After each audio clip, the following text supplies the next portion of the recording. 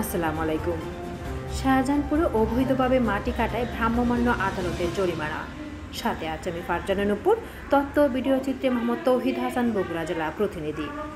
বগুড়া শাহজাহানপুরে বিনা অনুমতিতে মাটি কাটা ও কৃষি জমি ভরাটের অভিযোগ আবু সাইদ নামে এক ব্যক্তিকে 50,000 টাকা জরিমানা করেছেন ভ্রাম্যমাণ আদালত। নেতৃত্ব দেন শাহজাহানপুর সহকারী কমিশনার ভূমি ও এক্সিকিউটিভ ম্যাজিস্ট্রেট জান্নাতুল নাইম। অভিযোগ ও গোপন তথ্যের ভিত্তিতে রবিবার বিকেলে 19 জানুয়ারি উপজেলা খড়না ইউনিয়ন পরিষদে কাজলগড়ি নামক গ্রামে মোবাইল কোর্ট পরিচালনা করা হয়। মোবাইল কোর্ট পরিচালনাকালে আবু সাইদকে বিনা অনুমতিতে মাটি কাটা এবং কৃষি জমি ভরাটের সময় হাতে নাতে আটক করা হয়।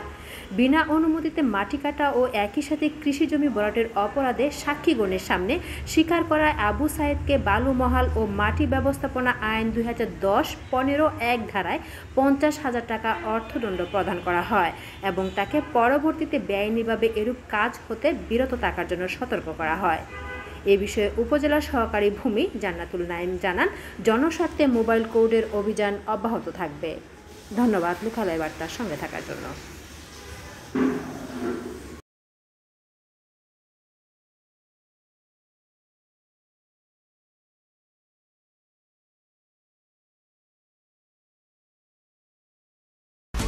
বিউটিনা ফেস ওয়াশ এখন নতুন রূপে। প্রতিটি 100 মিলি বিউটিনা ফেস ওয়াশের সাথে পাচ্ছেন 45 গ্রাম এমপিএম টুথপেস্ট ফ্রি।